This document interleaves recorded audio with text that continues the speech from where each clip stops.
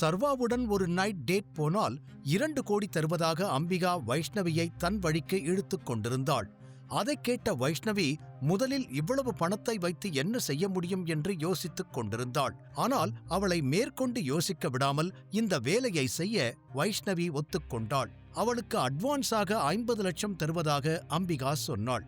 50 லட்சம் அட்வான்ஸ் என்று கேட்டதும் வைஷ்ணவியின் இதயத் துடிப்பு வேகமாகி அடுத்த நொடியே ஓகே நான் ரெடி என்று டீல்களை ஏற்றுக்கொண்டாள். அதைக் கேட்ட அம்பிகா சரி என்று சிரிக்க ஆரம்பித்தாள். இனி வேதிகா சர்வாவை போன்ற ஒருவனுடன் கடைசி வரை வாழத் தேவையில்லை என்று அவள் உணர்ந்தாள். அதே நேரத்தில் சர்வா தனது கேபினில் அமர்ந்து எஸ்கார்ட்டை பற்றி யோசித்துக் கொண்டிருந்தான். மேலும் இன்னும் நிறைய இன்ஃபர்மேஷன்களை பெற லட்சுமணனுக்கு கால் பண்ண விரும்பினான். அப்போதுதான் யாரோ அவனது கேபின் கதவை தட்டினர். சர்வா தனது எண்ணங்களிலிருந்து யதார்த்தத்திற்கு திரும்பி கமென் என்றான். கதவு திறந்து மாயா உள்ளே வந்து, சார் நான் திரும்பி வந்துட்டேன் சார் என்றாள். அதற்கு சர்வா குட் ஒர்க் தேங்க்ஸ், அங்கே ஏதாவது ப்ராப்ளம் இருந்துச்சா என்று கேட்டான். அதைக் கேட்ட மாயா இல்லை என்று தலையை ஆட்டி நோ நோ சார், ஆனா அங்கிருந்து ஒருத்தர் உங்களை மீட் பண்ணணும்னு சொன்னாங்க, அதனால அவங்களும் என் கூட வந்திருக்காங்க என்றாள். மாயா அவளின் வார்த்தைகளை முடித்ததும் இந்து கேபினுக்குள் வந்தாள். சுருள் முடியுடன் சுமார் 35 வயது நிரம்பிய TK கார்ப்பரேஷனின் டைரக்டர் இந்து சர்வாவை பார்த்து குட் மார்னிங் மிஸ்டர் சர்வா, நான் இந்து, நான் உங்ககிட்ட கொஞ்சம் தனியா பேசணும். நான் இப்படி உங்க பெர்மிஷன் இல்லாம உள்ள வந்ததுக்கு ஐ எம் ரியலி சாரி, நீங்க என்ன தப்பா நினைக்க மாட்டீங்கன்னு நம்புறேன் என்றாள். அதற்கு சர்வா இட்ஸ் ஓகே என்று தலையசைத்து மாயாவை பார்த்து நீ போகலாம் என்றான். அதைக் கேட்ட மாயாவும் சரி என்று தலையசைத்து அவன் கேபினிலிருந்து வெளியேறினாள். சர்வா இந்துவை உட்கார சைகை செய்தான். தேங்க்ஸ் என்று இந்து மெதுவாக உட்கார்ந்து பின்னர் சர்வாவை பார்த்து மிஸ் மாயா, நீங்க கொஞ்ச நாள்ல எங்க கம்பெனியை க்ளோஸ் பண்ண போறதா சொன்னாங்க, அதை கேட்டுதான் நான் உங்களை மீட் பண்ண வந்தேன் என்றாள். அதைக் கேட்ட சர்வா ஆமா, இப்போதைக்கு அந்த கம்பெனியில எதுவும் இல்லை, அதனால அடுத்து ஒரு நல்ல ஐடியா கிடைக்கிற வரைக்கும் அந்த கம்பெனியை க்ளோஸ் பண்ணலான்னு முடிவு பண்ணேன், எதுக்கு தேவையில்லாம ஒரு கம்பெனியை ரன் பண்ணணும் என்றான்.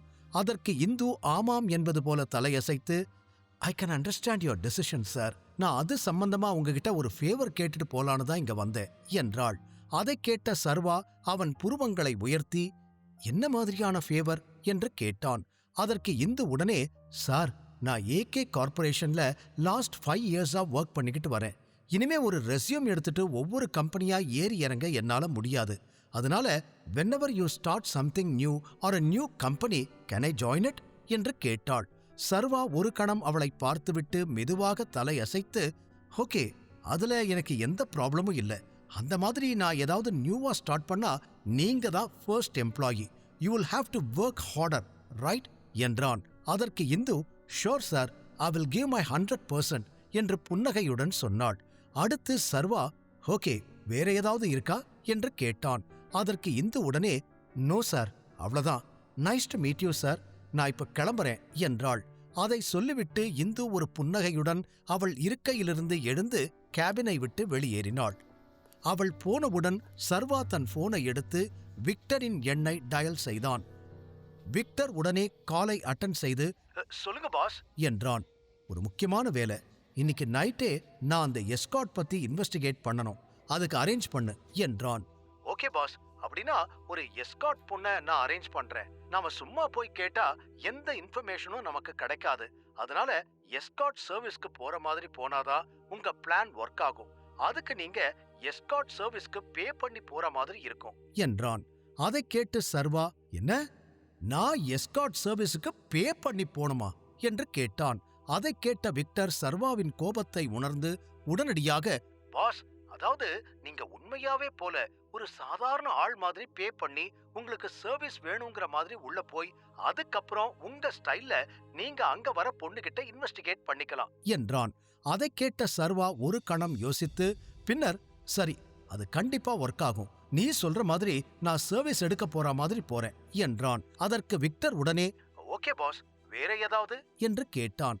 இல்ல வேற ஒண்ணு இல்ல என்று சர்வா போனை துண்டித்தான். போனை வைத்த சர்வா கண்கள் AK கார்ப்பரேஷன் ஃபைலில் விழுந்தது.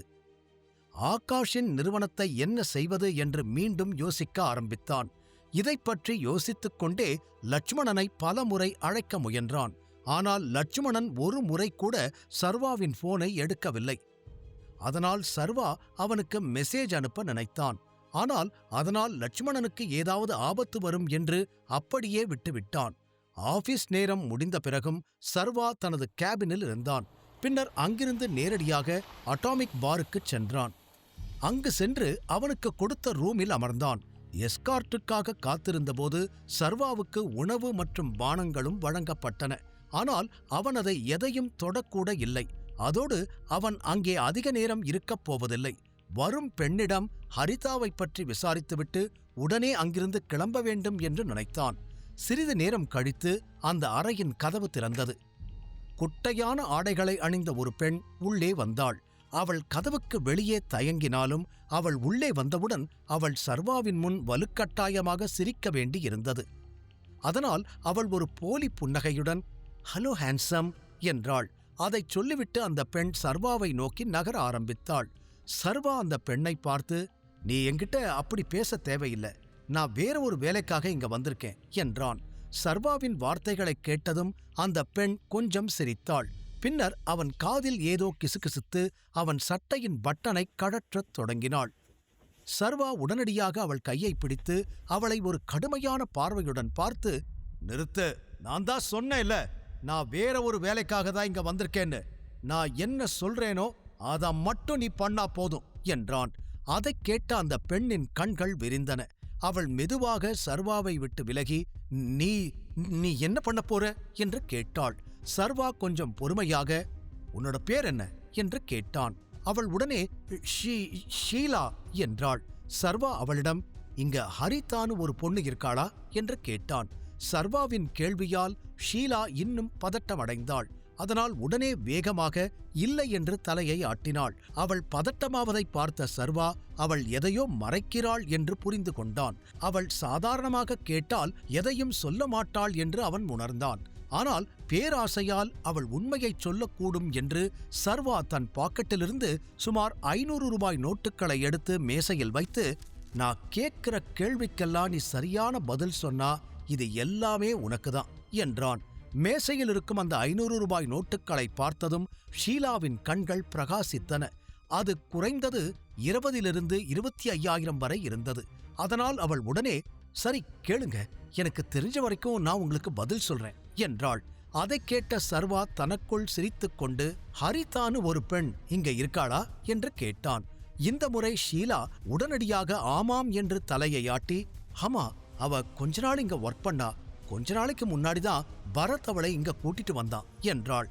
அதைக் கேட்டு சர்வாவின் கோபம் இப்போது தீவிரமடையத் தொடங்கியது. கருடன் ஹரிதாவை பரத்துக்கு விற்றுவிட்டதாக உணர்ந்தான். ஆனால் கேள்வி என்னவென்றால், கருடன் ஏன் இதைச் செய்தான்? லட்சுமணனிடம் ஏன் அவன் பொய் சொன்னான்? சர்வாவின் மனதில் இந்த கேள்விகள் மட்டுமே திரும்ப திரும்ப வந்து கொண்டிருந்தது. ஆனால் அவனுக்கு எந்த பதிலும் கிடைக்கவில்லை. அவன் மேலும், "நான் அவளோட பேரை சொல்லி ஃபர்ஸ்ட் டைம் கேட்டப்போ நீ ஏன் ரொம்ப பதட்டமாயிருந்த? அவ இன்னும் இங்கதான் இருக்காளா?" என்று கேட்டான். சர்வாவின் கேள்விக்கு ஷீலா தலையை ஆட்டி, "இல்ல, இப்ப அவ இங்க இல்ல" என்றாள். சர்வா கேள்விக்கு பதிலளித்த பிறகு ஷீலா மேஜையிலிருந்த பணத்தை எடுக்கத் தொடங்கினாள். "நீங்க கேட்ட எல்லா கேள்விக்கும் நான் பதில் சொல்லிட்டேன். இந்த பணையெல்லாம் எனக்குதானே?" என்றாள். அதைக் கேட்ட சர்வா ஆமாம் என்று தலையை ஆட்டி, "ஹரிதா இப்ப எங்க இருக்கா?" என்றான். சர்வாவின் இந்த கேள்வியைக் கேட்டு ஷீலா மீண்டும் பதட்டமடைந்தாள்.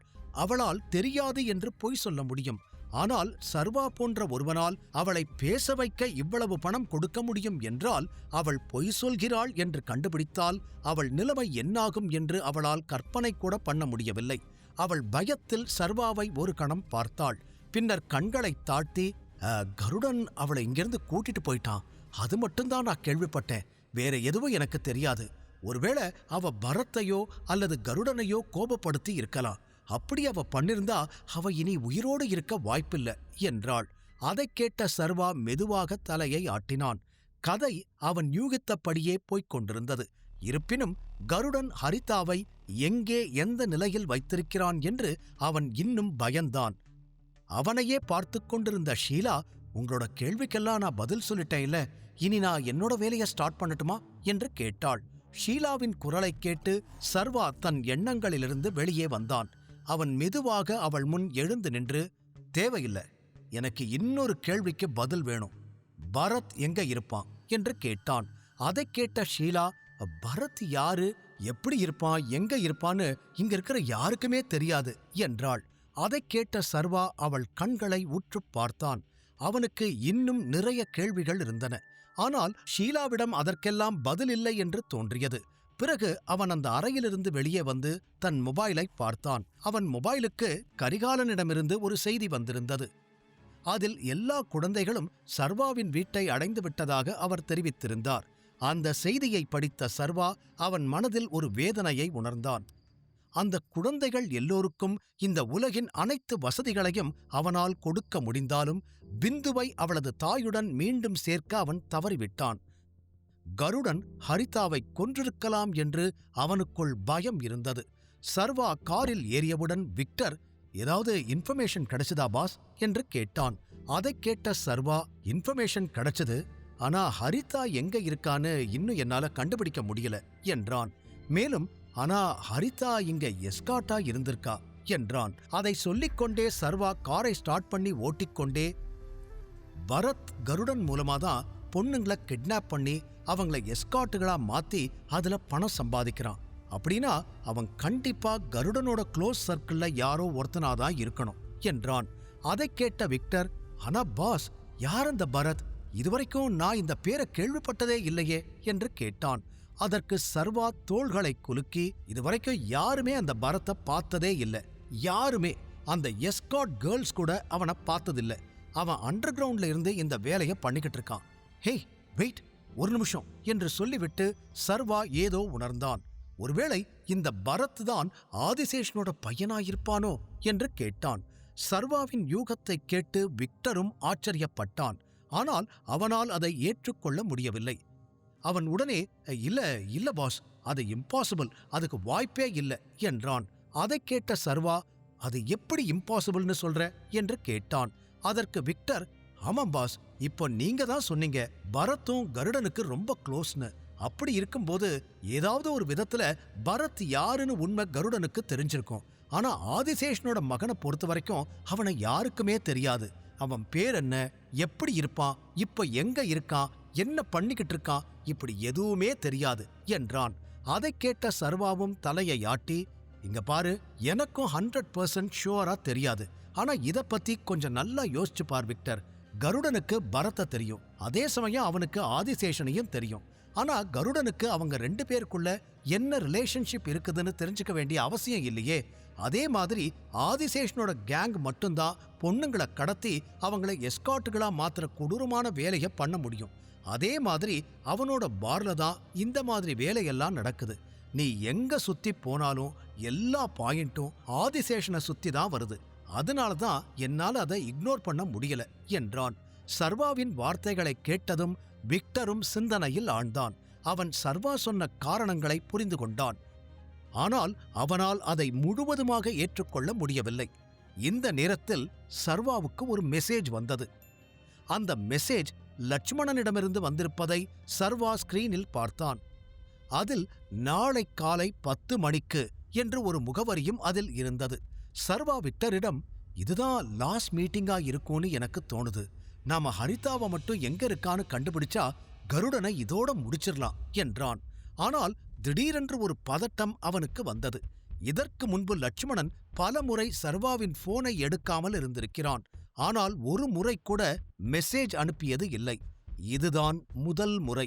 இதையெல்லாம் மனதில் கொண்டு சர்வா இப்போது ஏதோ தவறு இருப்பதாக உணரத் தொடங்கினான். லட்சுமணன் ஏன் முதல் முறையாக மெசேஜ் அனுப்பினான்?